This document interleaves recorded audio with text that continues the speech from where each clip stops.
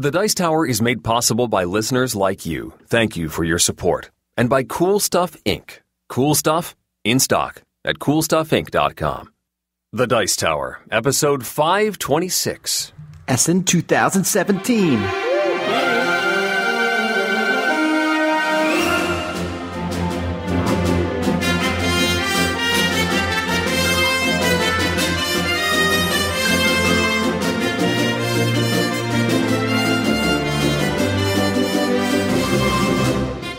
Welcome to The Dice Tower, a podcast about board games and card games, and especially the people who play them. On today's show, Tom and I join Mandy and Suze for a special Essen Anticipation Spectacular. We answer some questions about the show itself, run down some expansions for already published games, and then assemble for our top 10 anticipated games at the fair. I'm Eric Summerer, and here's your host, the Charlie to our angels, Tom Vassell. Eric, you're my favorite angel? Yeah. Well, here's my question. But you never see Charlie. This would make more sense for you, because you're on the video channel less. Okay. So here's your host, one of the angels to my Charlie, Tom Vassell. Yeah, but we never listen to you, so that doesn't work either. Oh. This is very complicated. I agree. Stupid metaphors. You can be the butler dude. Who was the other guy? Bosley? Boswick or Bosley. Bosley. Bosley. Yeah. Bosley. Boswick. Bosley. Okay. I think you just got demoted. All right, folks. Well, we appreciate you coming on board. This is our preview to Essen 2017, which is being aired a week and 2 days before Essen starts to give you time. I know. So some of you are like, what? I don't want to hear about Essen. Well, we're going to talk a lot about games. And we have with us myself and Eric, and joining us today, Mandy and Suzanne. Hello, everyone. Woohoo! Full podcast team assemble. Absolutely. Oh, it's like Voltron. Yes! Yes. You know, I had Voltron, and this is a sad state of affairs. And when I was a kid, my grandparents kept buying me the lions for Voltron, but they would not buy me the pink one because they said they didn't think I'd want it because it was pink. And I did want it because I had a Voltron with one leg. There is no pink lion, Tom. Well, what was the color then? Well, there was a pink princess, but she flew the blue lion. Yeah. Whatever. That's why they didn't buy it for me. And I was like, do you want my Voltron to hop around on one leg? Well, what do you do? A one-legged Voltron. We've come full circle, though. My son now wants Voltron. He's asking for that as a gift now. And I'm like, I'm so proud. My daughter just told me it's her most anticipated show right now. I think it's coming out this weekend or soon. And they're very, very pumped about it. So, go figure. It's a good remake. It's a good reboot. It is. I enjoyed it a lot. Yeah, I'm not a huge fan of anime, but I did like it. I will admit. So, folks, we have Essen coming up, and we're going to be talking. Well, that's pretty much it. You know, we're not talking about games, but we're going to talk about a lot of upcoming games because when I was making my Gen Con list this year, I thought, wow, there's some good games, but it felt a little sparse, maybe. And this is, again, we're talking sparse in the, embarrassment of riches type. There's so many games out there, but comparatively, I was like, there's a few things that have me going. And when people would say, what excites you? I'd say, well, there's some good games here. But Essen, holy cow. The number of games, when I did the Board Game Geek, I was like, oh, there's like 950 games. All right, let's take out all the ones that aren't for sale. There was still like over 900. I was like, oh, okay. Let me cut out the ones that I've already played, which for me is a lot. And there's still like 700. I was like, oh, man, that's a lot. And then I started looking through them, and it's amazing. There's a lot of really good games. Yeah. I'm super excited about this season for sure. Oh, me too. So before we get to that, let's do some talking about what's going to happen. We are going to be at Essen, all of us. Yay! The whole gang. Well, not the whole gang, but the main gang. The coolest kids in it. No, that sounds bad. Anyway, a lot of people are going to be there.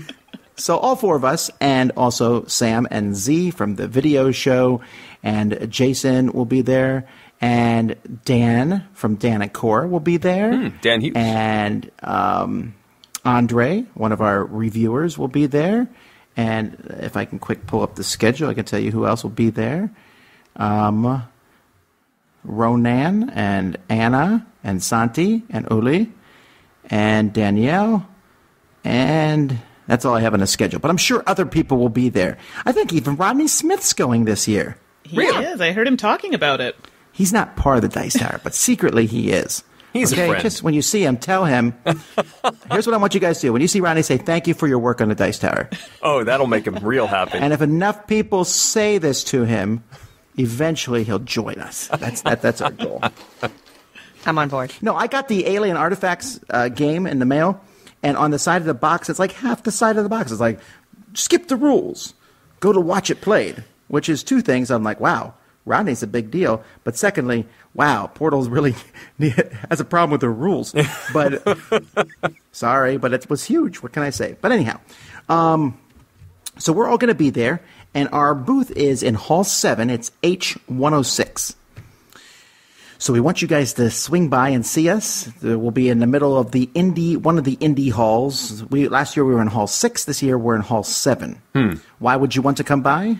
Well, because Eric, Mandy, and Suzanne are there. We're going to put up a schedule on Board Game Geek in the Dice Tower forums that says when the different people will be there. That schedule should be up by the time you read this.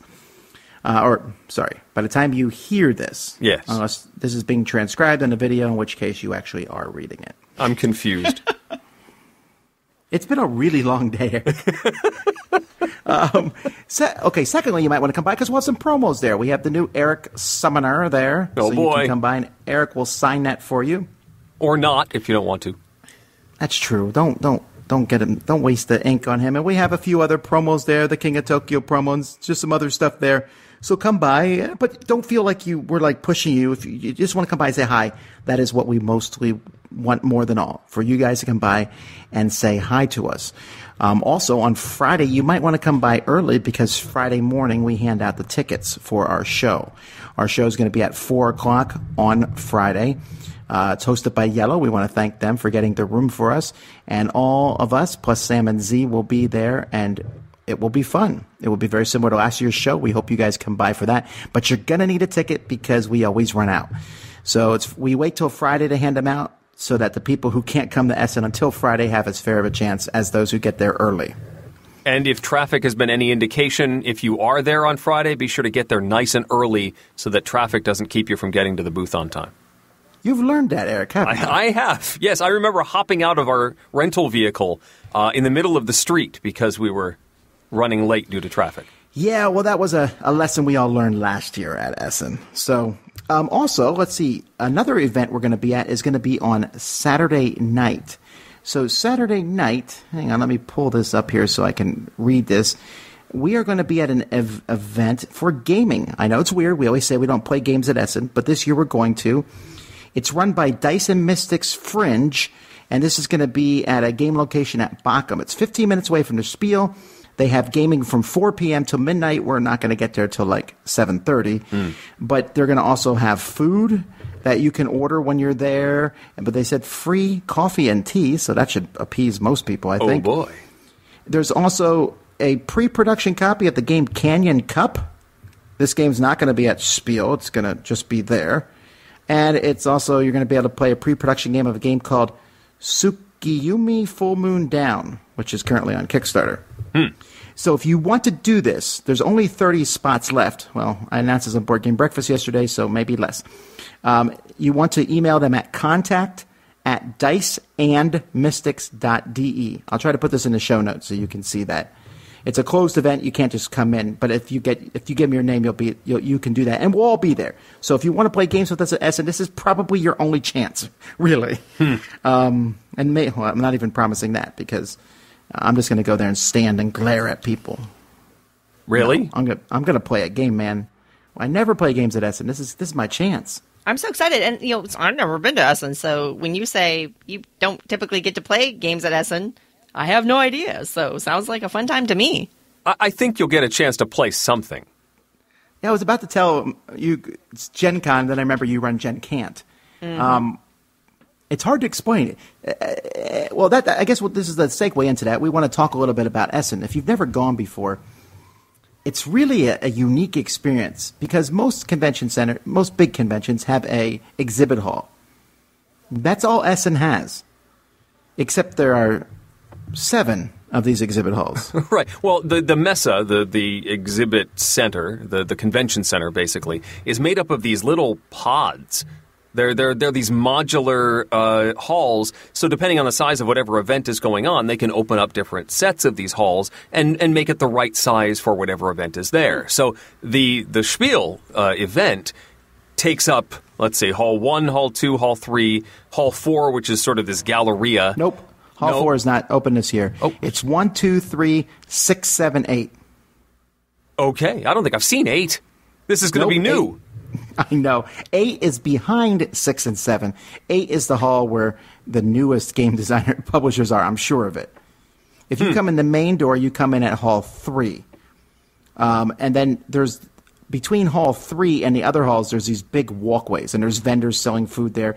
And then there's this giant hallway that's between 3 and 2, and it connects to 7 and 6. It sounds confusing, and it is. It sounds really, really confusing. This sounds like it's some kind of kid's song learning how to count or something. No, that would be more straightforward. Oh, wow. Yeah, once you go through it, you're like, I understand how this works now. And the one thing that I want to recommend is between halls 3 and 2, there's a little outside area. You might walk by it, but in there's some food trucks and stuff, and they have some pretty good food. And also sometimes you just need to get outside, away from the pressing crowds, because it is crowded. That's what I've heard. That it's small. It's a crush. There's not room within the space to really play games unless the publishers have set that up. Right. But that it's very crowded is what I've heard. Is it like Gen Con crowded or more so? Yes. Oh, yes. Okay. That's really the correct answer. It's really crowded because of a couple reasons. There's a lot of people there.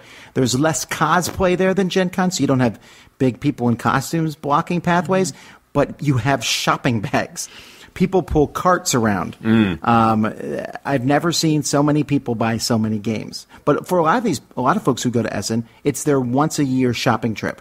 Oh, okay. Right. They go there and they buy games for the whole year. And what's really neat is I think it's mostly in Hall 2 sounds right, but it could be different every year. I think 4 or 5 or 6 stands that have used games for insanely cheap prices. Ooh. If you're looking for used German games, you can have a blast. I might have to go visit there. You know, I'm always talking about Reifenbreit. It's a great racing game. It's like €10 every year. Go get a copy. Super cheap at Essen. Yeah. All right. And if you want Haba games, they're all over the place. And plus, the main Haba booth is this lending library deal that's giant in Hall 3, and you can try out whatever Haba games you want. It's pretty cool. All right. Right. That's one of the biggest differences with this convention and other conventions, too, is the booths are gigantic. Having a 10 by 10 booth, I mean, they happen there. Actually, though, Essen has all different sizes. The booths are very strangely sized sometimes. But having a small booth is rare. Like the Queen booths, the Amigo booths, Pegasus booths, they're just gigantic because they're full of tables and people playing games. And you see a lot more custom booths at Essen. It's somewhat common to see somebody go way out at Gen Con and, do an extra bit of construction or something. Upper Deck has done that the last few years. But not everyone does that. There are far more standard-sized booths at Gen Con. Whereas at Essen, you see actual construction going on. They build walls and towers and displays that are unlike any other booth in the same hall.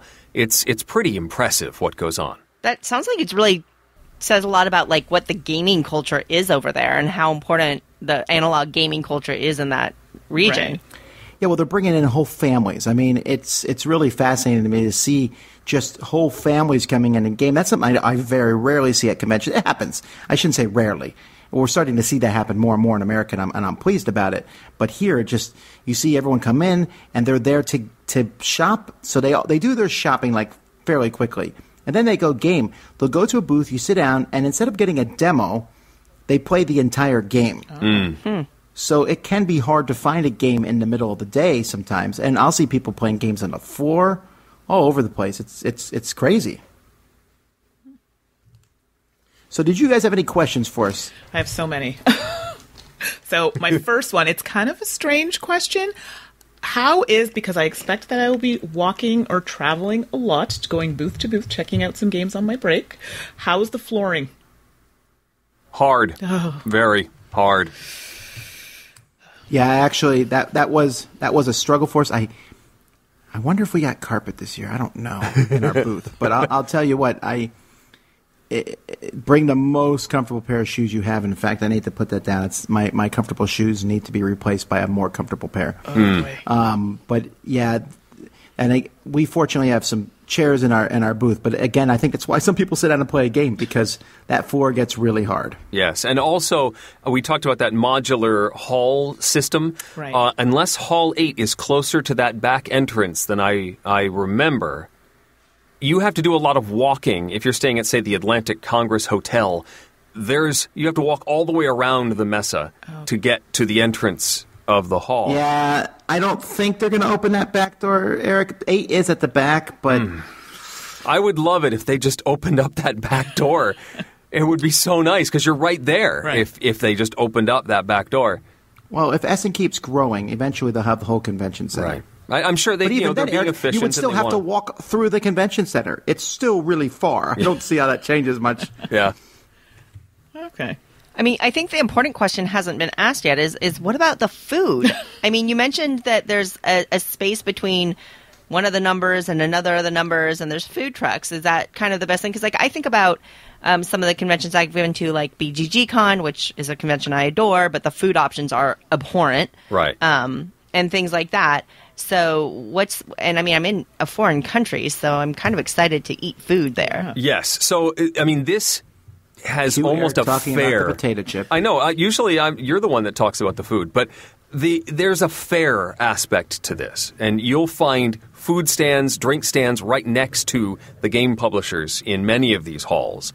That's amazing. Yeah. I know. So you can even get a beer if you want. I don't do that, but there's like little bars in some of the halls. Yeah. In between 1, 2, and 3, and 7, 6, and 8, there is what they call the Galleria. Okay. Which is it's not open air, but it's like an atrium. It has very big skylights, and it feels like it's outside, even though it isn't.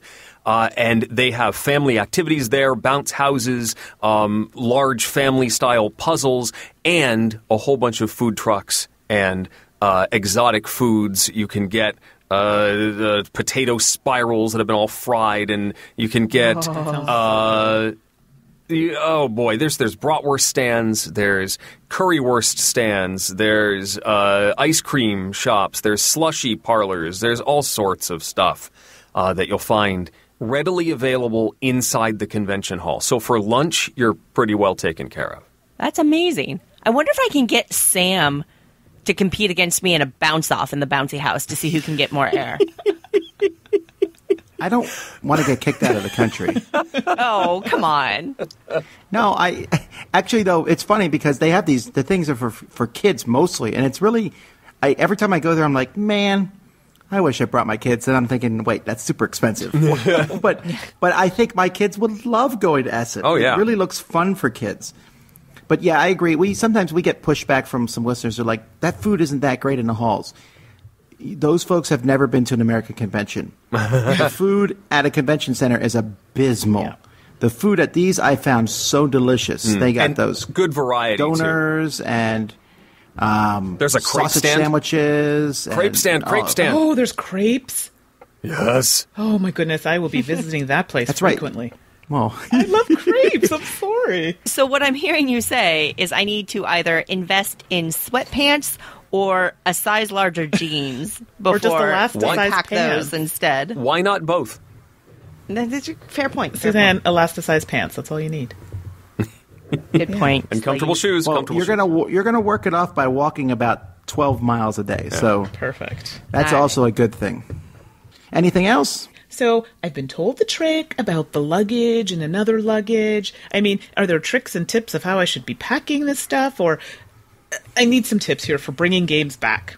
How does this work? Well, remember, I know people hate when I throw away inserts, but sometimes you want to do that. You can save a lot of weight on some games by punching everything out. Now, that's a lot of work. me and Jason would stay up hours punching things, and after a while I was like, forget this, because it takes forever. Yeah. But punching things out does save you some pounds on sprues. Now, there's the whole trick of putting games inside other games, but that's usually not the problem because games are fairly heavy and will fill your weight up. So I just try to bring as thin clothes as possible. I guess thin is the right word for it, so that you can take up as less room in a suitcase. But I ship stuff because the best games I put in a suitcase, I figure by the time I'm done playing them, the other games will show up in the mail. Do you break down the boxes ever? I heard people like, I couldn't do this. I'm sorry. It would break my heart to snip the edges and flatten out the boxes. No, I haven't heard of that. That sounds... Seriously, just order the games online if you're going to do that. Okay. You don't need the games that badly. They're available, folks. And this is the thing that I always try to really press home. These games will be available. They will be available. Yeah, there's probably a few that, there was only 200 copies and that's all you ever see of it. Fine. But for the most part, these games will be available later on.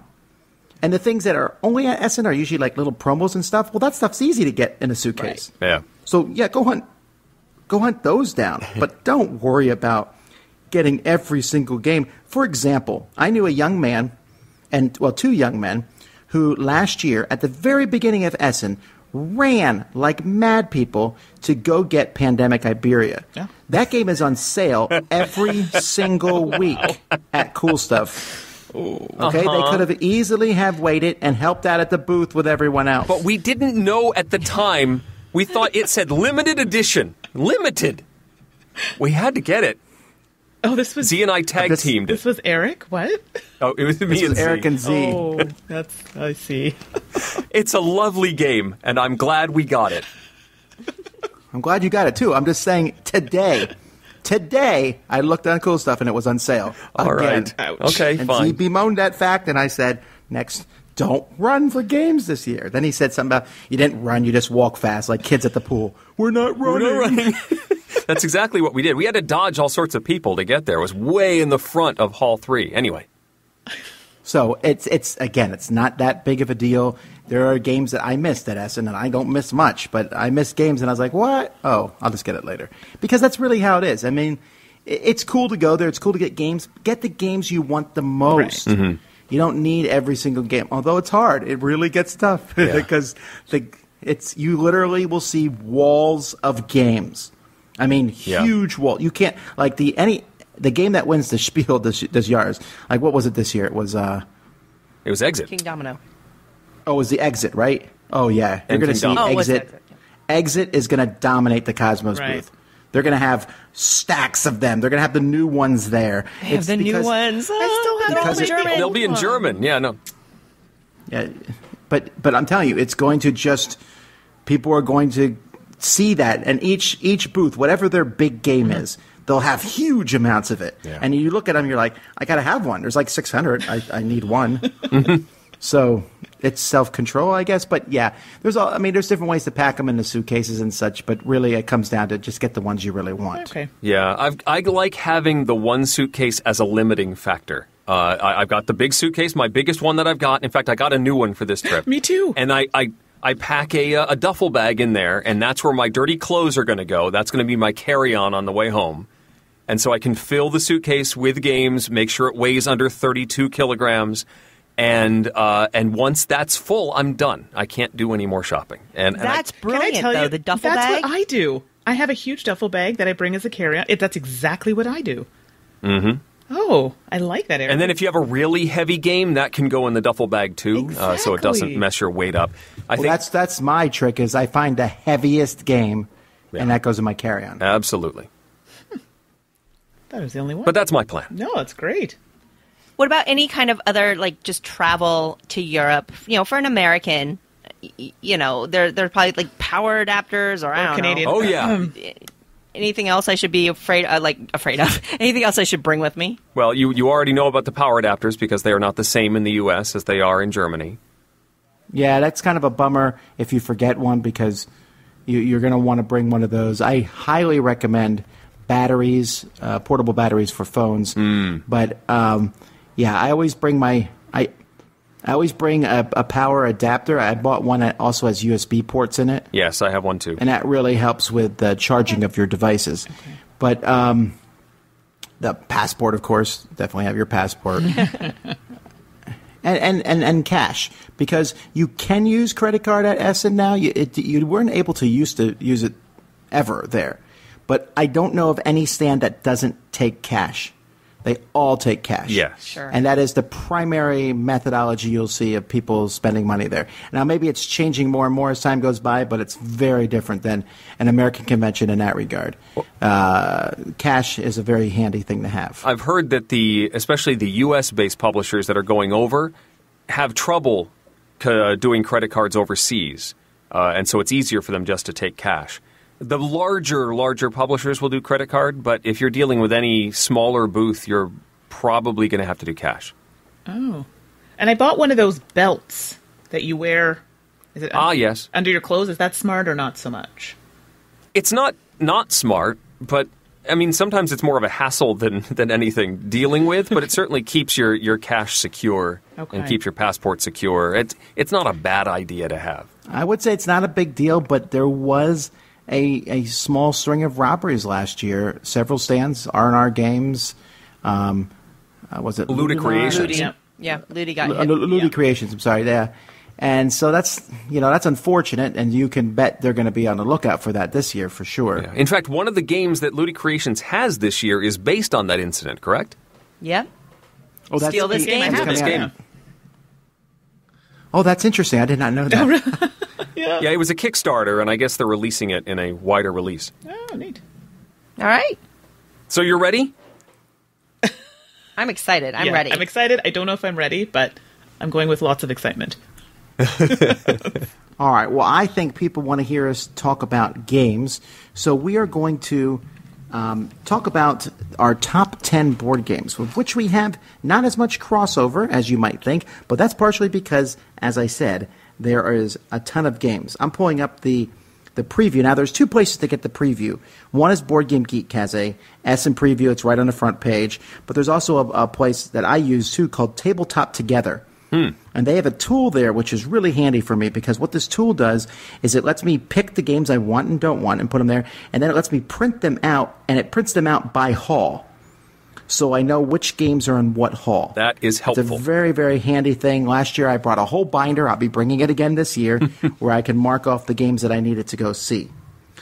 But right now I'm taking a look at the Board Game Geek thing, and there's 950 titles there. So I'm going to filter this very briefly and just pick expansions that are for sale. I had to do this because one of us tried to put like a bunch of expansions as one of their things. That was not Really? me. Which is... Hey. What? You got to work the system. I took it off. Oh, it was you. Wait, Sue's tried to shoehorn a whole bunch of things into one slot? Wow. I just had a category called expansions. It was one thing that had some sub-bullets. Wait. So, it was number 9, 8 different expansions? It was only 4. Only. But the expansions look really good at Essen this year. Come on. Okay. They really do. So there's 161 expansions. Ooh. Now, that's not quite true. When you go to Board Game Geek, and Essen's going to announce something like 1,200 new games, technically they're not lying, but they are. What they're doing is they're counting every game that wasn't at, the last fair, Nuremberg, everything from then. So if this is the first time it shows up, they're counting it. They sometimes count both the German versions and other versions, and sometimes if it's a German version of a game that's already been out for a while. So, right. But still, let's say we cut their number in half. That's still super impressive. It's more than anybody can At Dice Terracon, we were happy to have 4 games, So here I go. I'm going to talk about the expansions of note, and you guys tell me what you think of them. So let me see. Okay. I'm going to go down. There's... Okay, I'm sorry. I was laughing because Mystic Vale has an expansion called Mana Storm, as AEG continues to try to name the expansions for Mystic Vale as boringly as possible. I think they have an in-contest thing. There's an expansion for Last Friday. I don't know if anyone really likes that game amongst us 4 of us. I thought it was okay, but it looks like Freddy's in it. I now. love horror, and I love that theme, but it just didn't call out to me. No. I am excited about the Pursuit of Happiness expansion, Yes. Community. This one brings kids into the equation. I hope I can have 7. There's going to be a goal in there. That's the vassal goal. The vassal goal. There's a expansion for Not Alone called Exploration. Yeah. That's cool. This essentially is going to add a bunch more locations. But now let's talk about an expansion I'm pumped about. House of Renaissance for Lorenzo il I Magnifico. still haven't played that game. You have not. Not played it. Me I don't neither. know what to, I don't know I what to know, say. it just got really quiet. Wow. Am I the only one? They're judging you. I haven't seen it. No? I haven't played it. Oh, No. Okay, guys, you got to play this game. It's amazing. It's like I'm the least Euro of all of us, and I like it. You guys, okay? This is sickening. Play the game. Okay, so let's get to other ones. Small World Sky Islands. Small World keeps trucking. This one allows you to have little islands that you can go to. I don't know much more about that. There's Wendigo in it. That's a cool new race. But also from Days of Wonder, Ticket to Ride Map Collection 6, which we were supposed to talk about in our Gen Con show. Oh, we but we'll talked talk about it now. We talked about it. I remember nothing other than talking about that map. Well, look, here this is their Map Collection 6. I'm still not bored with new Ticket to Ride maps. I'm still excited about them. Well, there's usually rule tweaks that come with them. What's the difference in the rule system here? The France side, I believe you have to do something to determine what the colors the routes are first before you can play the trains on them. Huh. So you determine the colors as the game goes by. That's kind of a fascinating thing. Interesting. And the other one's just Wild West. Who cares? don't care for that one, do you, Tom? No. I meant that in a positive way. It's Wild West. Who cares anything else? Okay. I want to play it. That's Who what I cares meant. about any more information other than... Okay, Got it. Okay, yeah, I took that totally the wrong way. Me too. Now, let me ask you this. Are you guys going to get the Advent calendar? Of course. Yes. I haven't. What, do I have to pre-order this? You haven't. No, you should be fine. Okay.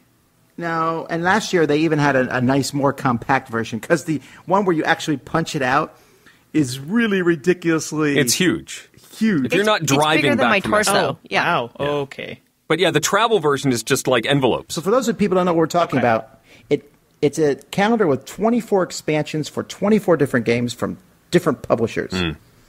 So I would say, and as someone who does promos themselves, I would say about a third of the promos I'm interested in.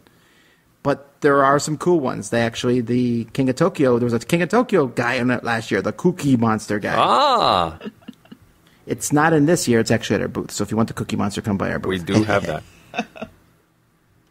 So I haven't said an expansion that's got you guys excited yet. I need to find something here. Okay, how about the expansion for Marco Polo?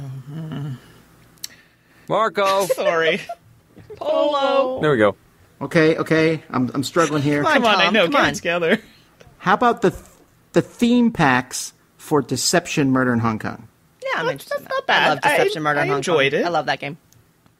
Well, this one has like theme packs. There's a North American, a Southern Europe, and a Western Europe. The North American one has, what does it have? I think it even has Canadian stuff in it. So come on, I'm trying to reach out here. It has a cheeseburger with that's Hamburger. Oh boy. but also it has a curling stone, Wait, what? See, that's Eric. I know he's going to love this. Super pandering. a Mountie hat, Okay. You're getting warmer. I don't even have this game and I want these promos. a luchador mask. Okay, so yeah, we've okay. Let's move on. There's an expansion for Emotep. More tiles, more places to go to. Okay. There's an expansion for Flamme Rouge. Ah, yes. I'm excited about that. I love I'm Flamme Rouge. interested to see how that plays out. Oh wow, the boring one. Okay, I can relate to the theme. what's the new Flamme Rouge expansion going to add? Another map that doesn't need to be on the board. The map doesn't even matter really. All right, how about Nations, the dice game Unrest? There we go. That's on my list. There we Yeah. go. I didn't really enjoy the dice game, to be honest. Well, poo on you. Yeah. What is going on here? I'm trying to be so positive. Okay, how Fight, about fight, fight. Isle of Skye Wanderer? Yes. More. I love Isle of Skye. That game is great. The tile lane and the market and the way that you get the tiles and the bidding. You get an axe. Come on. What's not to love? Well, no, I think the game's fine. I just didn't play it and think, boy, I wish this game had an expansion. Ouch. There's more escape room stuff coming, Yes. but I think it might all be in German, but I'm hoping that it's not. I'm hoping that they'll be like, oh, yeah, there's also this English version. We only have 2 copies, and Tom, I guess you can take one. That's what I'm hoping they say. Fingers crossed. It's good to be the king. How about the Bloody Inn, the Carnies? Did any of you play the Bloody Inn? I never actually played it, but I it's did. actually one that I played interests it. me. I did. Do you like it, Suzanne? Yeah, and Eric, it sounds like you played it too. Yeah, I was surprised. I was at an Extra Life event, and granted, we played it, and we were very, very tired because we were playing 24 hours of nonstop gaming. And I was surprised and delighted at how much I enjoyed the game. The theme is very dark, right? Because you're like these hotel owners, and you're killing your guests exactly. and trying to bury them in your backyard, and you can move bodies between different properties and stuff like that. It's a very dark theme, but it's played off with a little bit of tongue in cheek. The art is very.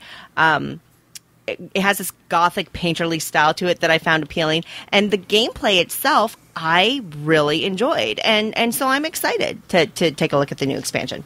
So you want to kill carnies too, because that's what it looks like. I mean, maybe the carnies help you kill people. Well, okay, so let's go to something positive: theft. Magic Maze has an expansion, maximum security. There we go. I love Magic Maze, and I haven't even managed to get a copy. I yet. haven't played it, and I really want to. Ugh. It's so fun. It sounds amazing. Well, I was gonna argue that I have Magic Maze and I love it. I just haven't played every scenario in Magic Maze yet. I haven't gotten past level 4. But this way, when you're done with when you get through all of it, now you have more. No, because you know how expansions are. You get it, you're like, let's just start using expansion stuff right now. Yeah, never. Yeah, what if I never that. get there? I never do that. I buy the expansion and I Really? just never end up playing it. Yeah. Which is the wiser move? Spending your money and using it. Shh. How about Cry Havoc Aftermath? Oh, sure. All right. Well, I don't know what it pumped about adds. I haven't read about it, but I love Cry Havoc, so I'm Well, it excited further for anything. differentiates all the different factions. There's more buildings and more stuff for all of them, essentially, which Awesome. I'm perfectly on board with. Can I Kingdom still Build- zap people from space with a satellite? Are you a robot player? Oh, wait, that's the humans. I can't remember who has the satellite. No, that's the humans. The humans, yeah. I like playing the natives. They're my favorite. Sure, They're like a easier bunch to of play. incredible. I know. All right, how about Kingdom Builder Harvest? Yep, that's what I thought. Okay, how about Dream Home 156 Sunny Street? That I'm interested in. Me Dream Home was too. cool. That one sounds fun. I mean, it's lighter, but I really enjoyed Dream Home, so I think it'd be really cute. All right, here's one that everyone's got to be interested in. The new anniversary packs for the 7th anniversary of Seven Wonders. There's a leader pack and a cities pack. They each come with 15 cards that you can add. That's awesome. Yeah. Sure. Okay. Okay, I'm trying here. Poor Tom. Folks, you guys got to feel me here. How about Scythe the Wind Gambit? That has airships in it. That sounds cool. It really is cool. I played it. I really do enjoy it. It doesn't add a ton of stuff to the game, but that's fine. It just adds some really big miniatures and a few small rules. I like it. How about Fabled Fruit, the Lime expansion? In case Limes, at last. I know this one cracks me up every time I think about it. It's like, what does this expansion add? Limes. So random. Now, Oh, does that's this go 20 new at the cards. end of the 60 cards, or is this supposed to mix in? What if you haven't worked your way all through all 60 cards? Right. Well, if you're like Mandy, you have to wait anyway. But well, you just said that, did you not? Fair. I don't know. It didn't say. So, okay, this one everyone has to be happy about. Okay, this is my last hope. Terraforming Mars, Venus Next. Yes, please. Ugh. Oh my goodness! All right, we're ending the show now. I'm sorry. Okay. I'm super pumped about this because this adds a new map, but I don't care about the new map. It adds more cards. I'm just really pumped about that. right. All right, you didn't say the two expansions, like two of the expansions I'm super excited about. So I think your selection. Well, wait, what did I miss? I'm excited about the Dockmas expansion. Yes, all the yes. See? Okay, then that's my fault. I'm actually excited about that, but I didn't think anyone else had played it, so I skipped it. Oh, I love Me Dockmas. too. What is this? This is a totally underrated It's game. fantastic. It is. It is. And for listeners who don't know, it's this little, it's actually an abstract game, and it's action selection. So you take these actions, you have these tiles, and it's like those slidey puzzles that you had as a kid, with you were moving those little squares, and then you ultimately try to cheat and take one out and put it back in the right place, And so you're moving these tiles around, you twist them, and you're like building little campsites and stuff like that. It's incredibly fun and clever. So I'm super excited about the expansion for Dockmas. Huh. Eric, I really think you would like that game because you like that old Queen slidey game that you're always talking about. I do. The Mages of Pangaea. I've never heard of this. This is way better than this one. When you look at the box, your first thought will be Dorkmas, but it's actually Dockmas. Can I tell you, I actually did think that when I saw it. I told you. I'm just telling you. Look at it, you're like Dorkmas, but it's not. It's Dockmas or Dork, whatever. All right, what's the other one I missed? No, the expansion for number 9. Yes. Is it number 10? Those are just promos. Those are just promos. I don't count those. Yeah, there's starting. It's a pack of starting tiles for number 9. Oh, there's a pack of starting tiles, and then new bend. Like it's a 3 bend. So there's it's just got a little thing. I love number 9 so much. The starting tiles randomize the setup because they're different shapes. They look like different shaped Tetris pieces.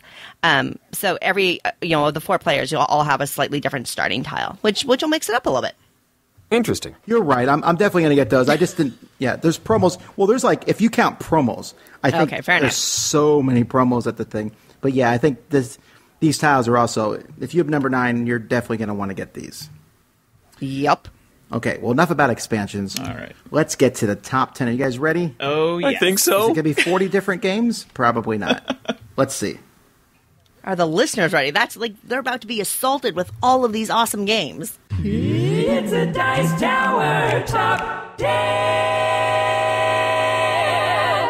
The Dice Tower's Top 10 list is sponsored by Cool Stuff Inc. Cool Stuff Inc. Cool stuff in stock at coolstuffinc.com.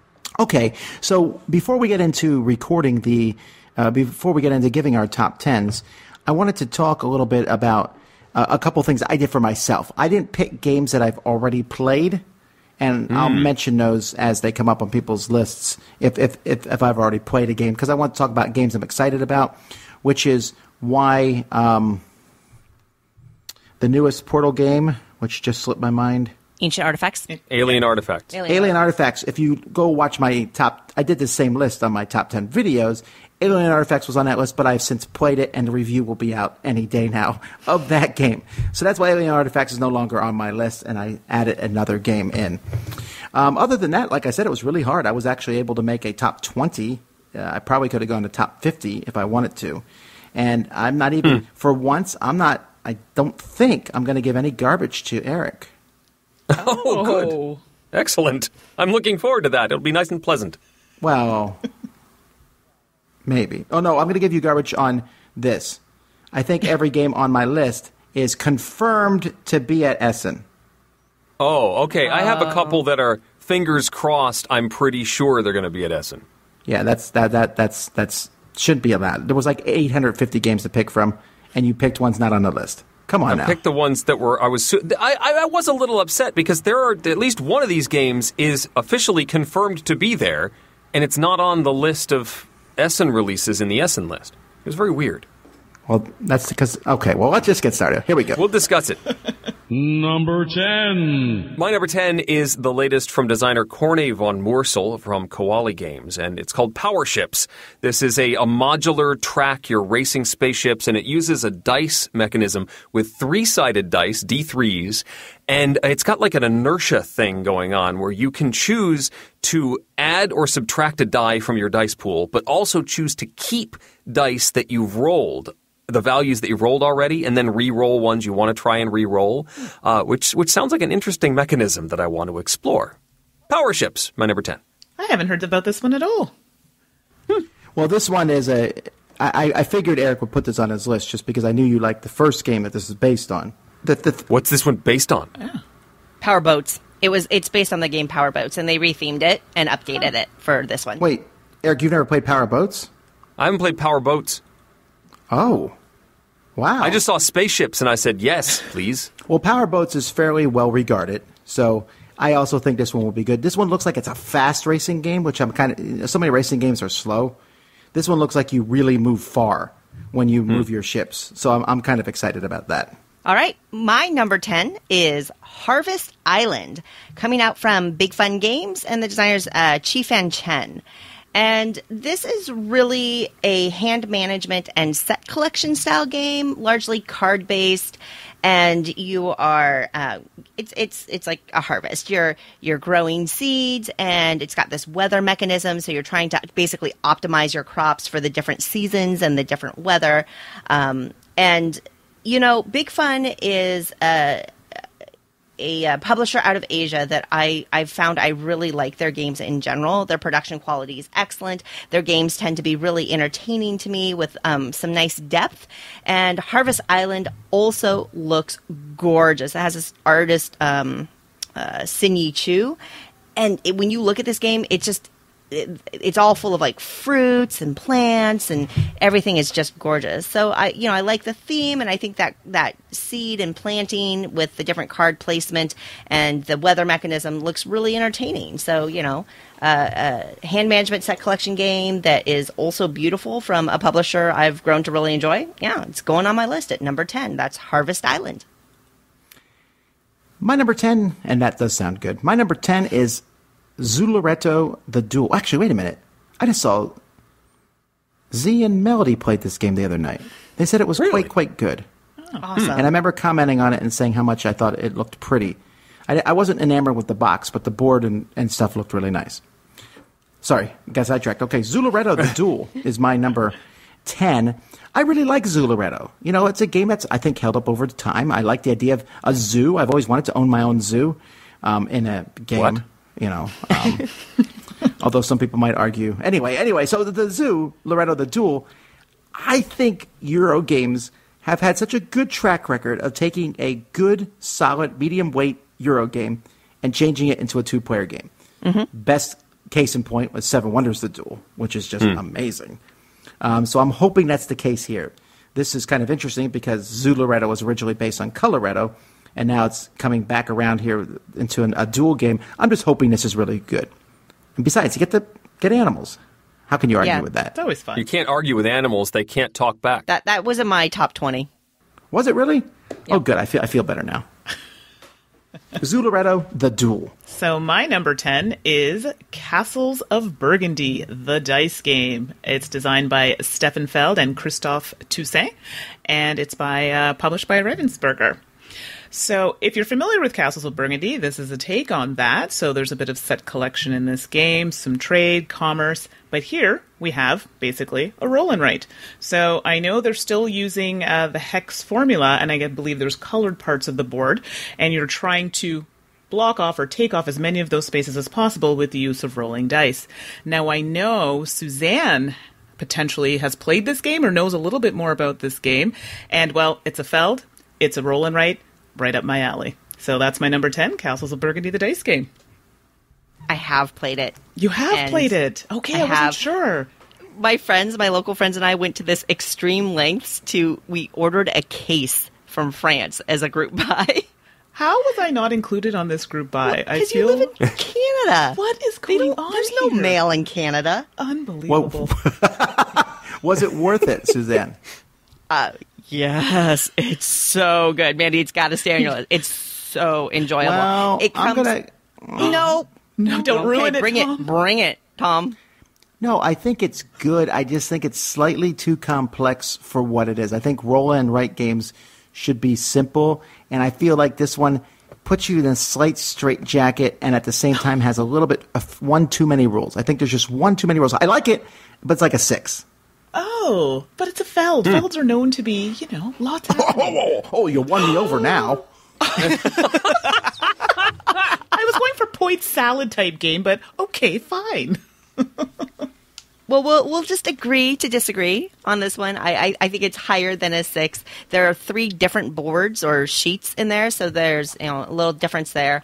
I like it. We've been playing it as essentially a filler, like a casual filler that still feels like we're making interesting decisions and having fun. So, Mandy, you have good taste. Thank you.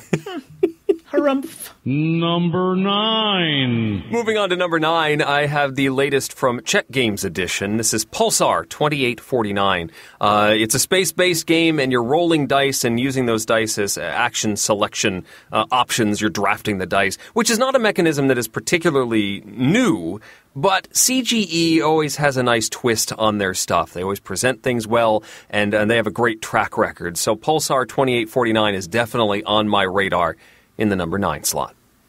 I've played it. It was good. All right. There you go.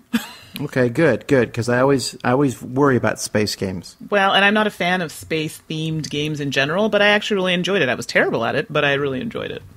I like this thing that Mandy's doing where she talks about how she doesn't like space-themed games every time she's talking about a space-themed game she likes, which is all the time. So, all right. I hate them, but they've all won me over, so... Okay, I'm going to stop talking now. My number 9 is higher on other people's lists, but I think we can all, chit-chat about it. So this is Noria, coming out from Spielwise and White Goblin. It's designed by Sophia Wagner, and it's got Clemens Franz and Michael Menzel art, which instantly pulls me in. So Sophia was the winner. She had the Spiel des Jahres Fellowship in 2015, and this is their first design, and it's got something they call wheel building, which instantly caught my attention. So it's kind of like pool building or deck building, I guess, but it has this really interesting 3-ring mechanism with action tokens that you build into these wheels, and you have to try to optimize how your actions, get triggered in these wheels. And it's got this amazing setting of this world that they've built where there's flying islands and all this other thing. I don't know, maybe Noria should have been higher on my list because I'm super excited about it. I'm the only person here it's not on their list, and now that I'm looking at it, this looks good. Flying islands, Tom, flying islands. Okay, well now let's get to my number 9, which is slightly as exciting. Space Freaks. Now, okay, well, this one is from Stronghold Games and La Palette, which I like their stuff that they do for the most part. And the cover attracted me. It's this big pink game. There's not many games that are pink, right? And it's like the tagline is like, it's Friday night, battle in the arena of annihilation. And you have these people who are fighting each other in this arena, but you are building them. You're using cards. So you like have a guy and he has a tentacle as an arm and a robot head or whatever. And as a kid, I like doing this, right? Drawing pictures and putting them together. So I'm hoping this is fun. This is like a game I would have designed when I was, 12. But I'm hoping it's better than that, actually. But but I like the theme. I think the name's hilarious. Space Freaks, and I don't know. It looks super campy and super dumb, and I'm super excited to play it.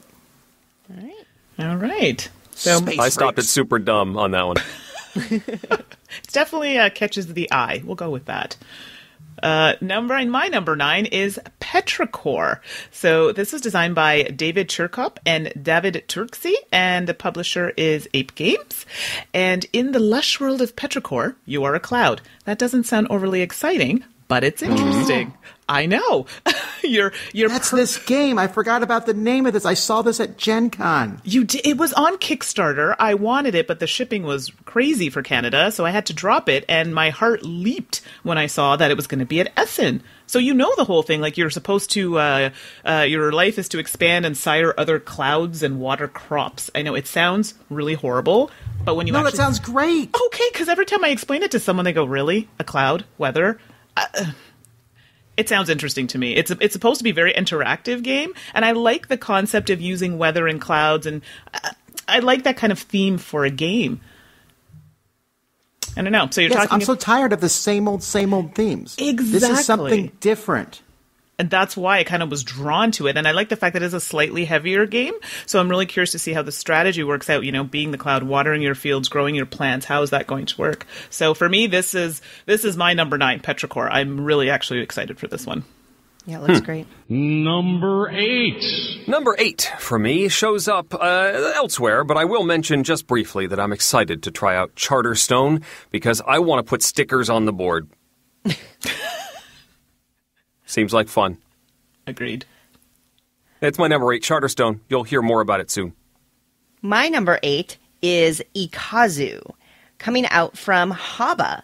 And Ikazu is designed by Michael Feldkotter.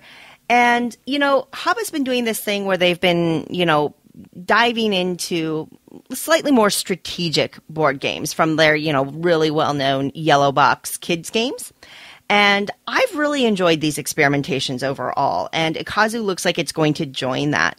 Thematically, you're at this waterfall, and the game is about you hiding gems behind this waterfall to protect them.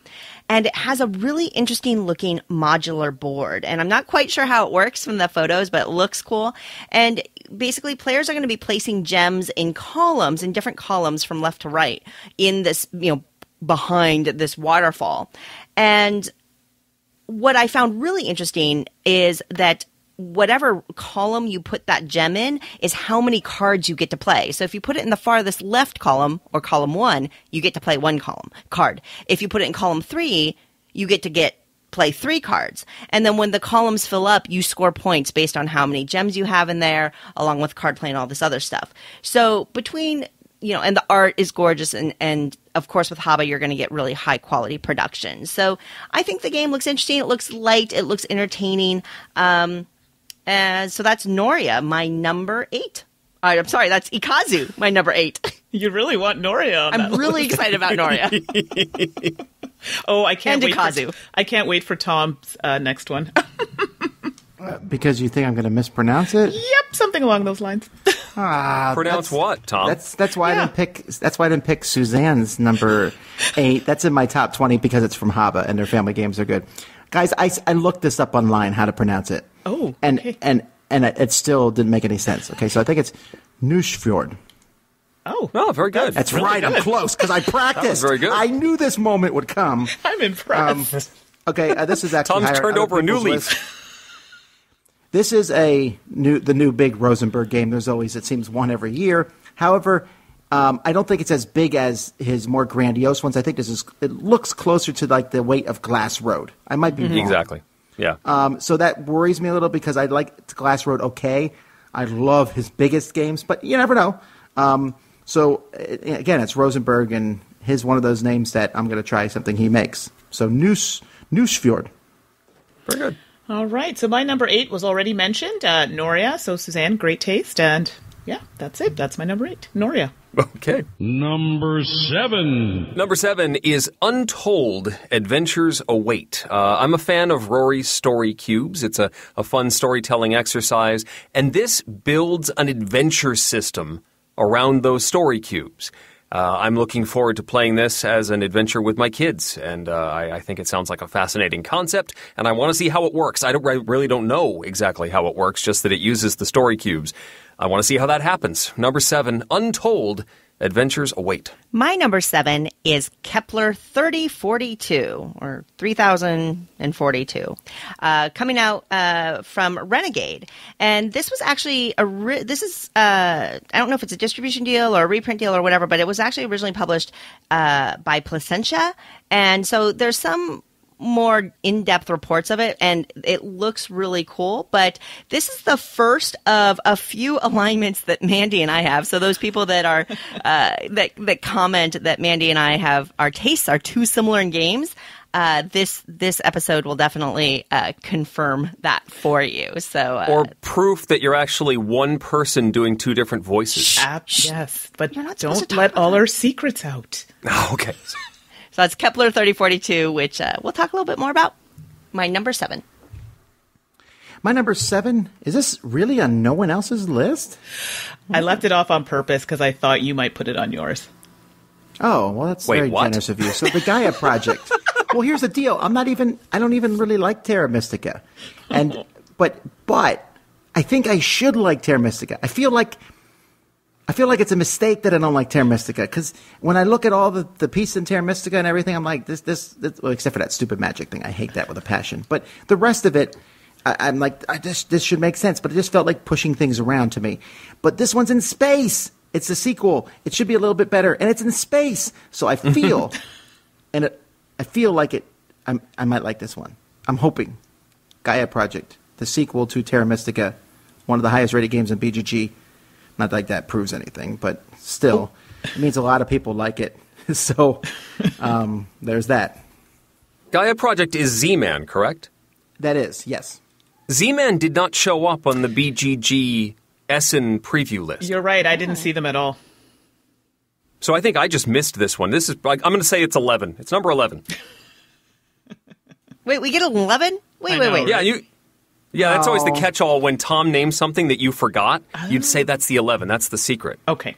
Oh, yeah, that was my number 11. I had planned on putting that on my list the whole time. The happy thing for me is I actually made my top 30, so I know what my numbers are, unlike some people just making them up on the fly.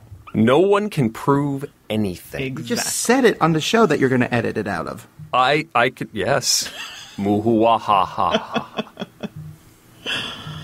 Oh, goodness. So my number 7 is, like Suzanne, Kepler 3042. And don't say anything about it being space-themed, okay? I had a really good conversation with Scott, and he had mentioned this game, and it sounded really good. So they talk about exploring, colonizing, exploiting, and terraforming the planets of the Milky Way using technologies. I mean, come on, that sounds pretty cool. And I don't know as of late, I'm trying to get into more exploration-type games which tend to have space themes, so I thought this might be a nice start. So my number 7 is Kepler 3042. Yeah, and the other thing that really appealed to me about this one is it looks like it's very puzzly with the way that you're doing that. So I think that looks awesome. Agreed.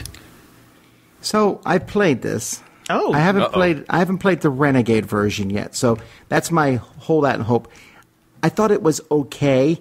I'm hoping it's better. There's a little bit more randomness than I would like in where the planets line up, and it felt a little slower to me than it should have. And I know part of it's because the game is real science, and I'm so used to fake science, warp zones and, all that nonsense, And so I admit that, okay? I wasn't looking for Twilight Imperium 4 or any of that stuff. I was just looking for a space game of exploration. It has technology and stuff, but at times I felt like I was moving cubes around. So I wonder. It's a good game. I don't know if it's a great one. Okay. Number 6. Well, speaking of puzzly games, Suze, my number 6 is Finished. This is the latest solo game from Freedom and Freeze and Stronghold Games. This is sort of the follow-up to Friday, although I don't think mechanically it has that much of a relationship, but it's the next solo game from Freeze. It involves getting time cards. You're at a workplace and you're trying to get the time cards in order. Beyond that, I don't know a whole lot, but just that it's the latest solo, and I want to see where this goes. Finished, my number 6. Wow, I missed that one. And I'm intrigued. So thanks for bringing that one up, Eric. That's the point of doing this exercise, is to get more games on each of our own lists. Great. Thank you. I know, right? I'm going to need a second suitcase. Yeah, I think so. My number 6 is Battlefold. Battlefold. That's a good name. Yeah, from Happy Baobab. The designers Dave Choi and Johan Go. And the art is from Vincent Dutray. And who I'm just a huge fan, right? And it's not kind of the standard stuff that you see, because it's got this fantasy theme, and so it's got an elf and a dwarf and like this cat assassin. The art's amazing. And Battlefold plays off of a game that was released last year called Fold It. Oh, I played that one. Yeah, and so this takes it to the next level, and I am so thrilled. I always love games, even if the game is just okay, but it has a really cool mechanism or something truly unique about it, I'm in. And Battlefold and Fold It has that, because what you're doing is you take on these characters and you're moving pieces, you each have like a pawn on a board, and you're just moving them around and trying to knock each other's life points down, which is very, very standard. But the way you do it in Battlefield is each character gets a cloth, this kind of silky, satiny, I don't know what material it is, cloth, and it has a grid, like a 4x4 grid printed on it with different icons on it, like a shield or a sword or boots or a spell bottle or whatever. And then a quest card comes up, and it's got these icons on it in configuration. And you have to race to fold your cloth so that only the icons on the card show on your cloth when it's all folded up. And then you grab a turn order token, and then the icons represent the actions you get. Like boots are movement, and swords are attack points, and things like that. So you use those actions to move that pawn. That's how you get to move your pawn around the board and knock each other out, which is so cool. I just love it. I love Fold It. It's very puzzly. I quite enjoy it. It's not for everybody, but I really like it. Is this the one you mentioned on the Twitter? On Twitter? I think tweeter? so. Okay, I'm sorry. I've been hanging around my mom too long. She's like, the tweeter. Twitter. It is. Yeah, I'm super excited about this game. I need that clip saved, Eric. That's how they say it in Canada. It's fine. Yes, that's right. Canadian. The other really cool thing about Battlefield beyond that is that I like this mechanism that I almost think could be incorporated into other games, where if you lose your life, your board turns over and you turn into a ghost, and your win condition kind of changes. So even though you've been knocked out, killed, you can still win, because then the ghost goes around and tries to collect spirit points by scaring the other players and moving around the board that way. I really like that element too. So you're not necessarily eliminated. So that is Battlefield, my number 6. Wow. Well, I like the game it's based on, so I'm very pumped about that. Speaking of games that are based on other games, and since my number 8 was a Rosenberg game, let's continue with Rosenberg on Indian Summer. This is a sequel to Cottage Garden. It's the middle of a trilogy, because I guess Rosenberg just says trilogies these days. Okay. Everyone likes these tile-laying games, right? I mean, Patchwork is like adored by everybody. Indian Summer is a tile-laying game in which you're laying tiles down, trying to cover a floor with autumn leaves. It looks beautiful. And I don't really know much more about that. Some of the tiles have holes in them so you can see things on the board that they're putting underneath. I don't know. It's just a Rosenberg tile-laying game. And so far, Feast of Odin, Patchwork, and Cottage Garden, I've enjoyed them all. I really like. I see a lot. It's like a recurring theme in his games. Do you think this is going to continue? Well, he tends to do that a lot. If you've noticed, he had the Feed Your People thing, Agricola, Caverna, right? La Havre. He does these. He gets on these shticks, and then he's like, "What? There's some milk left in this cow? Let's get it out." He's going to run that into the ground. What do you do? But it still seems fun, and it looks beautiful. That's really kind of the theme of this, Essen, is like almost every game on our lists are gorgeous. Yeah. They're just they just look amazing. Now, what always confuses me about, or what is confusing me about Indian Summer, is that it looks, graphic design-wise, almost identical to Cottage Garden. Mm-hmm. Like, it's the aesthetic is the same, and if I didn't have them right next to each other, I don't know if I could tell them apart without the title. You can't tell the difference between a garden and an autumn leaf floor? It looks the same. I'm with you, Eric. I thought the exact same thing. I was like, I've seen this game before. Guys, seasons. I don't even live in a state that has seasons, and I know what they are. The seasons are so malleable here, I have no idea what season we're in right now. That's Indian Summer, folks. Listen to me, I'm right. So my number 6 is Santa Maria, and it was designed by Elif Svensson, Christian Amundsen Otsby, and the publisher is Aporta Games. So Santa Maria is right up my alley. It's a medium complexity Euro game, and players establish and develop a colony. The game features elements of dice drafting, strategic engine building, and what I like about this game, it's not a heavy luck-based game. So like games like Food Chain Magnate, I really like that you have to develop a really good strategy. So in this game, you're placing Tetris-like pieces with buildings on your colony board, and then you also have dice that are representing your migrant workers, and these are used to activate buildings and activate buildings and buildings in your colony. As the game progresses, you produce resources, form shipping routes. So very, reminiscent of other Euro-type games. So my pick for number 6 is Santa Maria. I hope other people are thinking this is a good game, but it sounds really interesting to me. Well, I mean, their games are just fun. So, I mean, this is certainly one I want to check out. Me too. I love Aporta games. They do a good job. Number 5. My number 5 is the third instance of Noria. What really attracted me to this game is those concentric circles. What did they call it? Like a disc building game or a wheel building? Wheel building. Wheel building. That's it. So you're placing like action tokens around these concentric circles and then replacing them to make it more efficient, to give yourself more options. That efficiency engine really appeals to me. So I'm not knowing much more about how that exactly works. I am really excited to fiddle with these wheels in Noria. My number 5. My number 5 is Agra, and another instance of alignment, but this one's designed by Michael Keller. It has beautiful Michael Menzel art from Eric. Actually, you help me out on that. Is it Quinid Games? Quine Games? Quinid Games. All right. Yeah. From Quinid Games, and honestly, thematically, it sounds like pretty standard fare where you're cultivating cotton and turmeric and managing resources. But really, the two things that pulled me into this game, there's this thing called the Imperial board that has a kind of elevated 3D structure to it with indents for something. I have no idea why this board is elevated or what those indents are for. I'm just happy it exists that way, and I'm excited for it. And then oddly enough, the main board, the game board itself, this is so silly. It reminds me of the Kalis board for some reason. It's got this big castle in a corner, and it's got this river flowing through it that looks just like the road in Kalis. And so it evokes my favorite game to me. So I'm like, I don't even know what this game's about. I'm into it. So that's Agra, my number 5. My number 5 is Otis. I think that's how you pronounce it. Otys.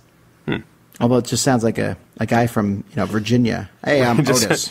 Hey, how's it going? But here's the thing. This game, I'm surprised that no one's talking about this game. Have you guys seen the cover for this game? It looks amazing.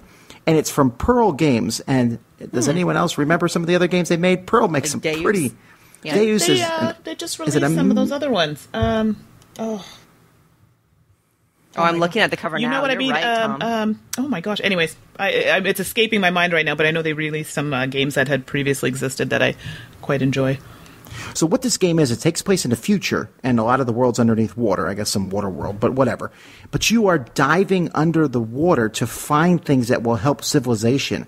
So you're like going under this water and seeing statues and all sorts of cool things, and finding, and coming up. That theme alone, I don't care if the game is awful. That theme is really cool. And I don't think the game will be awful because Deus was that good of a game. So I have a lot of hope for this. Just really pumped. It's one of those covers that it makes me feel the same way. The first time I saw Abyss, I was like, what? This is the same way. And I love the theme of just going under the water and seeing cool things. Yeah, this one's going to be cool. Come on, it's got to be. Otis. Oh, can that be my number 11? Yes, Eric's made the rules. You can have an 11. So my number 5 is, the same as Sue's. It's Agra.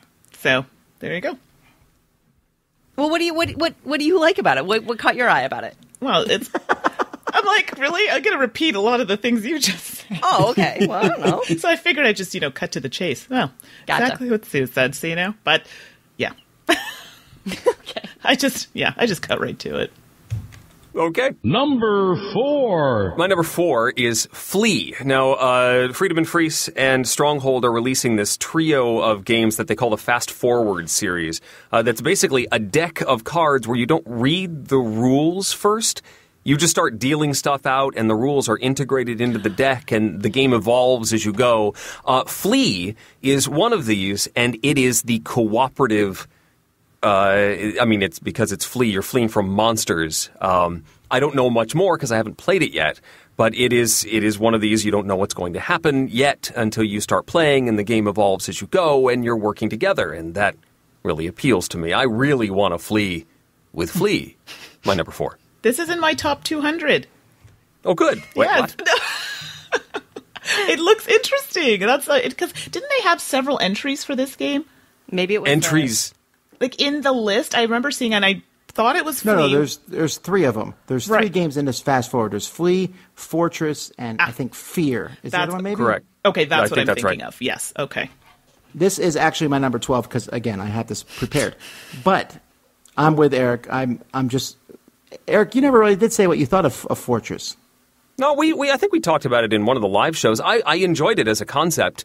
I kind of would like to see where it goes. We only got maybe half to 2/3 of the way through the whole deck. But you have to play it multiple times. I really like that concept a lot. It was fun for me. Yeah, I like the idea of just, here we go. We're going to play this game, open up the box, here's the deck, let's go. Kind of cool. I think the most important part of that exchange is the fact that Tom has now established that I get a number 12. So thank you, Tom. Am I the only one who is sticking to the rules here? No, listen. No, the rules Rules are fine. schmules. I have the list already done. I'm not making it up on the fly like some people. Oh. My number 4 is Sorcerer's Stones. And really, one of the things I'm most excited about about getting to go to Essen, and last year I actually went to some extreme lengths to fulfill this thing too, is that there are publishers from Asia that attend Essen that don't attend shows in the US. Mm-hmm. So this is a chance for me to pick up games from publishers that I'm really intrigued about that I normally would have a hard time getting these games. And Sorcerer's Stones from Emperor S4 is one of those games. And the designer names are, check out these names, Night Sorrow Chu and Ellis Lin. I mean, these game names are awesome, but I just like the designer names. Sorcerer's Stones is a hand management and set collection game. It's a little bit puzzly about gaining more enlightenment. And, you know, what a lovely theme. And it's got a lot of cards and a lot of bits and bobs in it. And basically you're laying out these cards and bits and bobs in them, and you're moving your pawn around, and the little cards have stones on them. And you're going to use cards to manipulate the placement of these stones. And then wherever your pawn is, based on a couple of rules, you're going to get to collect those stones. And then you can use those stones to buy artifacts, which, you know, will help you win the game and achieve enlightenment. I like card games. I like puzzly games. I like this idea of manipulating stones and then to try to claim them. And on top of this, the game is flipping gorgeous. The art on this game it's Stephen Tsai is the artist. It's really, really beautiful. And, you know, keep in mind, this is the publisher of games like Hanamakoji. So, right. Yeah, exactly. So the publisher has got some good taste going on too. So my number 4 is Sorcerer's Stones. My number 4 is higher in other people's lists. It's Altiplano. This one I have no idea how to say it, but this one is on my list for one reason. It's the next game in the bag building game, and we all know that Orleans is one of the greatest games ever designed on Earth. So the second game, I would agree, in this series, same designer. It's from DLP Games. I'm assuming Tasty Minstrel will pick it up. I might, I don't know that, but I'm sure it's great. So we'll listen to the other folks rave about it soon. My number 4, and this should come to no surprise to anyone that knows me, is Merlin, which is designed by my favorite, Stefan Feld and Michael Rieneck, and published by Queen Games. So in Merlin, we're looking at King Arthur, and King Arthur is searching for a worthy heir. So together with Merlin, they're trying to find the best candidate among the Knights of the Round Table. So the theme right off the bat appeals to me. So players are moving their knights or Merlin with the help of dice, and they're doing so in an action ring to get the most, desired actions. So like your typical Feld, there are multiple ways to gain points, victory points, such as through defeating barbarians or with the use of dice to taking your actions. So this is my number 4, Merlin. And I know this is on Kickstarter, or was on Kickstarter, but the shipping was out of control. So I'm going to have to see if I can snag it at Essen. Number 3. My number 3 is called Coaster Park. You are building amusement park rides. You're spending resources to get maybe large or small hills, loop-de-loops, but these are all physical components, and you roll marbles on these tracks. And if the marble doesn't go all the way through what you built, you're going to fail. And I don't know what happens when you fail, but it doesn't sound good. but I'm just excited to roll marbles down tracks. Coaster Park, number 3. And that's my number 12. Okay, got it. Okay, 12. Yes. My number 3 is Newsfjord. Newsfjord. Oh, Suzanne, Newsfjord. you're Oh, gosh. killing me here. Okay, anyway. I can't tell you how happy I am right now. That's exactly. And that's the worst part of this whole thing. Darn it. That just made my night right there. Oh, I was practicing in my head, too. This new game from Uwe, who I really do feel is my favorite game designer. I mean, how could I not be stoked about it? I'm interested in the weight, like what you were saying, Tom, that it might be more Glass Road. I love Glass Road. So I'm really excited about he's pulling in his mechanisms of, similar to other games like Glass Road.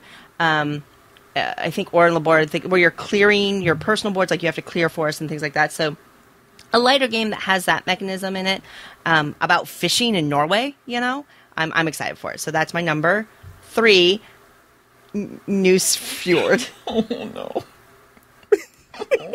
Move along. That's good. Oh, that's me. Yes. Yes. My number 3, sorry, I was waiting. I'm used to going after Eric. My number 3 is Dinosaur Island. Oh, I'm so excited about this. Oh, also, by the way, I should mention earlier, I made a joke like all this, all the new publishers and whatever in Hall 8. There's great publishers in Hall 8. I say this because Pandasaurus Games is in Hall 8, so don't go miss them.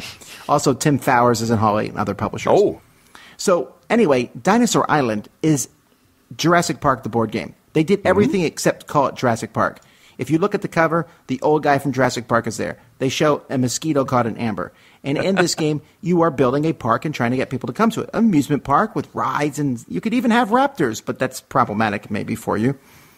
I love that concept. Why has no one made this before? This is a great theme. I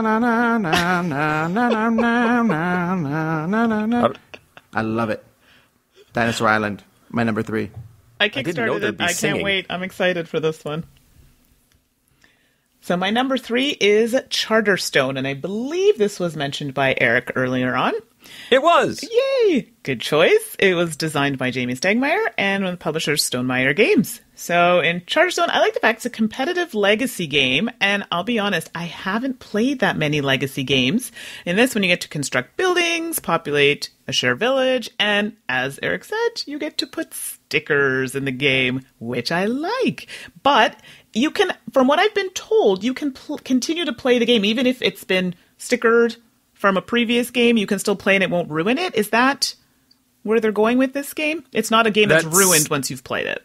That's the selling point. One of the things that really drew me to it is that you play through a certain number of games, and the malleable portion of the game is done. Mm-hmm. But the idea is that now you have your own unique worker placement game that you can continue to play, and that it should still be balanced and a fun playable experience in perpetuity. That's what I wanted to make sure, because I mean, from what I'd heard from Legacy Games, it's you play it and it's done. And I think I liked the fact that you were able to, create your own game and continue. So I really enjoyed that aspect of it. And the fact that it's, worker placement, one of my favorites. Can't go wrong with that. So my number 3 is Charterstone. Yeah, it might mean it has less of an epic ending to the story, because it still needs to be like some of these legacy games. You just destroy everything, and it wouldn't be fun to play it after the core games are done. Right. I think the idea that this is still supposed to be a fun game should keep things balanced throughout. Number 2. My number 2 should come as no surprise to anyone who's listened to me talk about anything in the last year or two. That's Unlock Mystery Adventures. Now, if you don't know, the Unlock Adventures are packaged differently in the U.S. than they are in Europe. In Europe, the first 3 adventures were packed in one box, whereas they were individual boxes here in the U.S. And I believe that's still the plan for the next wave of them, which I don't know when we're supposed to expect them here in the U.S., the new English editions of the Mystery Adventures, the next wave. However, the English international version, which is all in one box, should be at Essen. And you can bet I'm going to be in line for the next wave of Unlock Adventures because I love them. I love them. Can you play them out of order? Yes. Oh, yeah. They're not really connected in any way. It's just that you get 3 in one box here, and maybe I can stick all of them in one box and have all the unlocked decks in one box, and wouldn't that be good? Yes, That'd be it would be. Unlock number 2. My number 2 was previously mentioned, and that is Altiplano from DLP Games. All the things Tom said about this being the next in Rainer Stockhausen's kind of pool and bag building. I personally just also really like the setting in the Andes. I think that seems like a fun setting that I don't get to play games in much. And, it has Clemens Franz art with that setting too. So on top of everything else, that's something I'm looking forward to. For Altiplano, my number 2. Yeah, it's really like a perfect storm. So, I mean, I'm hoping it's good. I know that when I first got Orleans from DLP, he kind of hesitated giving me the box. He's like, I don't know if you like this kind of game. And I was like, I don't know. Looks okay. And then when I read through the rules, I was like, wait a minute, this sounds really good. So now I'm going in with the opposite thing, like, this looks amazing. My number 2 is Eric's number 3, and that's Coaster Park, because roller coasters, because Pandasaurus. That's a good combo, because the roller coasters, actually, you roll marbles down them. Rolling marbles down things is something I've wanted to do my whole life. I did as a kid. I had a marble ramp. I set up marble ramps and rolled marbles down. That was amazing and cool. I thought you've wanted to own a zoo for your whole life. With a marble roller coaster in it. Okay. And dinosaurs. And totally spaceships. makes sense. Totally makes sense. I saw this in a dream once. Coaster Park. My number 2. So my number 2 has been mentioned a few times on the list, Altiplano. And again, I like it for all the same reasons that Tom and Suzanne do, but I have to admit I am a big fan of the bag building in the games. Orleans was quite fun, and I'm looking forward to seeing how it plays out in Altiplano. Oh, fine. I'll put it as my number 12. Yahoo! And finally, number 1. Number 1, I'm surprised. This must be a technicality, and for some reason it's not on any of your lists, but Eric, Pandemic Legacy there's Season 2. There's no announcement about this. Where are you seeing this? According to, I saw Board Game Geek tweeted out that it was confirmed it would be at Essen. They did? Several they didn't put it on the list. That's why I didn't put it on the list until I saw that. It's not but on it wasn't the on site the either, even. It wasn't on the official list, but I saw a tweet that they confirmed that it would be there. Wait, you're basing this on a single tweet? I'm basing it on Eric Martin's tweet. Anyway, Pandemic Legacy Season 2 is so at the top of my list, I have to know what happens. My wife actually said, so when you go to Essen, you're going to get me Pandemic Legacy Season 2, right? So, yes, although this is one that I did the runaround, and I am not planning to buy it at Essen. I am pre-ordering it so that it arrives by the time I get back from Essen. At least that's what I'm hoping. I'm hoping. Okay. So yeah, number 1, absolutely. Pandemic Yes, Legacy Season 2. Eric does seem to be correct in this thing. So now let me pause here and say confirmation that this game is amazing. Yay, I chose right. All right, because I think this is Tuesday. The curfew was yesterday, so yes, I can talk you're about good. this. You're Great. good. Okay, so I have not finished the game yet because we're taking our time a little bit this time going through. We want to make sure we're really enjoying it. We are currently in May. Well, no, we finished May, so we're about to go into June. As of me recording this tomorrow, we are playing several games because we just are. It's still structured like a year. It is still structured like a year. It's the same thing as the last one. If you win a game, you go to the next month, and if you lose, you play that month again. And if you lose twice in a month, then you just go to the next month anyway.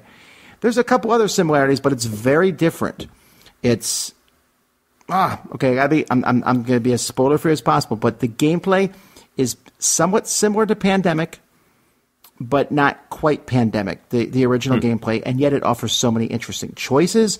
It has way more moments of discovery throughout the game than the first one did. Way more. And how they did that was intriguing. And I think if we're recording our playthroughs, you can't watch February after you played your February because we might be in a different place than you. Oh. And the first one was not like that. And, the story's good. The gameplay is good. I will go on record, and I haven't played through the whole game. I've only played it 6 times so far. But it is better than the first one. Okay. Way better. So should I just... I haven't played the first one, so should I just skip the first one and go to the second one? No, play them both in a row. Binge them. Play them both? I don't know, actually. Because I don't have the luxury of having not played the first one, right? Right. You don't need to play the first one to play the second one. They do refer to events from the first one in the second one, but I don't think that that's that big of a deal. Like, I've never played Pandemic. Oh, then you're doomed. I don't even know how to talk to you at this point because I'm going to let Eric handle this. You've never played played Pandemic Cthulhu? That's the only one I've ever played. Oh, okay. You're fine. Okay. Yeah, you might be confused about the plot, but yeah, you should be fine. Yeah, where's Cthulhu? He is not in this one. Exactly. But folks, I cannot give this game enough praise. As a legacy game, it just grips you. At the beginning, I'm excited. At the end, I'm excited. In the middle, and it's also a really good game in there. I'm playing this in less than 12 hours, I think. Yes. Okay. Have we established, has anybody set the precedent for a 13 in our list, or no? Yet, not yet. This wouldn't even be your 13. This should be your 1. It's not mine, one because I've already played it. You should have broken the rules and made it your number 1. Make it your 0. Yeah. I follow the rules, Eric. There we go. I follow the like rules. Yeah. This is my 0.5. Rule schmool. I'm the only one following the rules, please.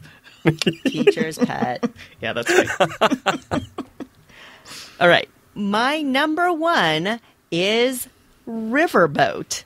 Riverboat is designed by Michael Kiesling, who is also one of my favorite designers. So as soon as I see his name on a game, I'm interested. Michael Kiesling's also the designer of another game that people are really excited about at Essen, and that is Azul. Oh, so that good. beautiful talent, right? So same designer. Partly why Azul is not on my list is I was lucky enough to get a preview copy of it, so I own it already, and I love it. So It's there you go. really so, good. Yeah, Riverboat, designed by Michael Kiesling. It's got Clemens Franz art. Hello. It's designed by Lookout Mayfair. I'm published by Lookout Mayfair over there.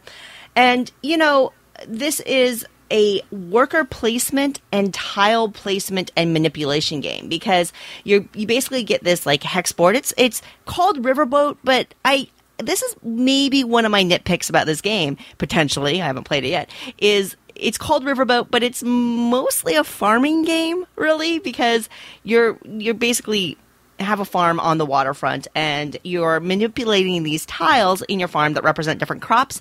And, you know, this is the puzzly element that I'm really excited about, where you have to move the crops so that they're kind of grouped together, and different crops to manipulate them and ship them takes different number of workers. So it's that tile placement, worker placement thing going on. And then you harvest your goods and you load them onto the boats. So there is a river boat involved. You know, there's rules about what can go into the different docks and things like that to ship these goods down the stream. And I don't know, you know, I think the riverboat, the idea of a riverboat game really first caught my attention before I even knew who was designing it. And then once I knew who was designing it, my interest kind of flipped, where now I was more interested in the designer. I think the game looks really interesting, puzzly, fun goodness from Michael Kiesling, and that is Riverboat, my number 1 game for Essen. Cool. Maybe it should be called Before the Riverboat. I want to hear Eric sing that. Oh. Old Man River. There we go. Nicely done. That's the stuff. We're auditioning for the musical guest. All right, my number 1 is Justice League Dawn of Heroes. This is from ABBA Games. This is the Justice League, which we all know is inferior to the Avengers. But they're still pretty cool because they're superheroes, and I'm pumped about this. It's a cooperative game. You're playing these heroes. You're going to go through missions, and that's basically all I need. You know, I always wanted to be the superheroes going on missions and things. I like board games like that. It's really hard to put superheroes into a board game. So there's, you know, the possibility this could bomb. But I'm super excited about this. It's superheroes. So Justice League Dawn of Heroes. Way more excitement for this game than for the movie. Now, are you basing this on any sort of gameplay aspect, or is it solely on the theme and the fact that it's a co-op? It's partially on the theme and co-op things, but they did show me a little bit of it last year, and they kind of won me over with a little bit of the gameplay. So it's based on that. Because, I mean, this did sort of catch my eye, but not really knowing the publisher, I wasn't sure how good it was going to be. This could easily be one of those tie-ins that just lands flat. It could be, but they've been working on this for a long time. It's not like a quick cash grab, at least. That doesn't mean it will be good, but it's not like a quick, hey, there's a new movie coming out, let's quick do it. Although I do notice the timing seems to be it does seem to be auspicious. Whatever. The only reason I'm going to watch Justice League, the movie, is for Wonder Woman, because the other heroes are too sad for me right now. I'm excited for the Aquaman pieces. Me too. We haven't seen what they're doing with Aquaman. Yes, that's true. I've never seen a redneck adventure before, but I mean, but seriously, Batman's like, I'm dark and broody, and Superman's like, what? I'll out-brood you. That's fair. So Mandy just wants to see Jason Momoa. Yeah. Oh my, Eric, you know me so well. You are 100% right. Oh goodness. So my number one is Newsfjord, and I know we've talked about it already, but Uwe Rosenberg is actually one of my favorite designers. Caverna is actually one of my favorite games. Don't laugh, but when I saw that this game talked about codfish, I really was interested. I know, it's strange. Just listen, hear me out. So where I come from, so my parents are from the islands, but I also am part Portuguese, and we eat a lot of cod. I grew up with it. You eat it for breakfast. Anyway, so when I saw that this was kind of part of the theme of the game, I was drawn to it. And then adding on to that, it's by Uwe. You're talking worker placement, and it's similar in concept to Agricola and Ora Labora and those types of games. You had me. So I'm very much looking forward to Newsfjord. I guess I'm the odd one out that didn't put this on their list. I got as far as codfish and zoned out. So I usually like Uwe, and I think I probably would like this if I actually gave it a try, but for whatever reason, the theme did not grab me. I don't have the connection to cod that you do, man. I know, that sounds so strange. Well, that is that. What did we miss, Tom? What did we miss as far as the People's Choice? Oh, the People's Choice. Okay, so the People's Choice, which is a entire day of results. We forgot to put this up earlier. Oh no! So this is a 24-hour poll. Yeah, but I tweeted it out, and I think a lot of people voted. So number 10, Indian Summer. Oh, that's agreeing with me. Number 9 is Alien Artifacts, which I'm surprised none of the three of you put on your list. I have mixed feelings about it. Oh, you've played it? No, I just talked to people who have, so it's one of those I'll need to experience it before I make a decision. It's very Race for the Galaxy-ish from playing it. Number 8 is Azul.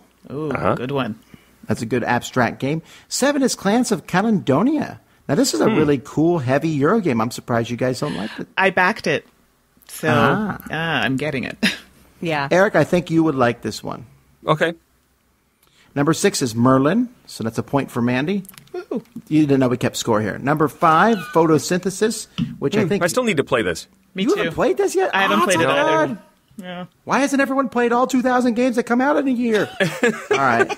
It's sold out. The last convention I was at, it's sold out. I haven't had a chance to get one. Yeah. Number 4, Gaia Project. Number 3, Pandemic Legacy. So I guess people knew that with Eric. Number 2, Queen Domino. That kind of surprised me. And number 1, the Stonemaier name, Charterstone. Solid list? It really is. And really, I mean, the thing is I saw some people earlier this year. I always love when people do this. Like in July, they're like, not a good year for gaming. How can you possibly say that before Essen?